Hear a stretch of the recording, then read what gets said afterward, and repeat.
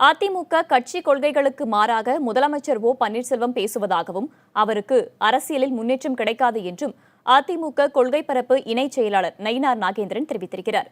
சென்னை போயஸ் கார்டனில் செய்தியாளர்களை சந்தித்த அவர் இதனை தெரிவித்தார்.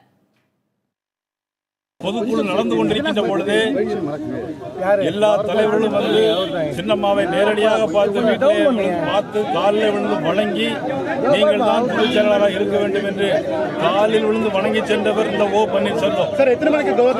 அதன் பிறகு தன்னுடைய குடும்ப சூழ்நிலை காரணமாக நான் பதவியை ராஜினாமா செய்கிறேன் என்று சொல்லிவிட்டு 2 தினங்கள் 3 தினங்கள் அமைதியாக இருந்துவிட்டு யாருடைய தூண்டுதலின் காரணமாக திமுகவின் தூண்டுதல் காரணமாக இன்னைக்கு மக்களை சந்திக்க இருக்கிறேன் என்று சொல்லக்கூடிய துரோகி பன்னீர்செல்வத்திற்கு வாழ்க்கையில் ஒரு நாளும் முன்னேற்றமும் விமோச்சமுமே வராது.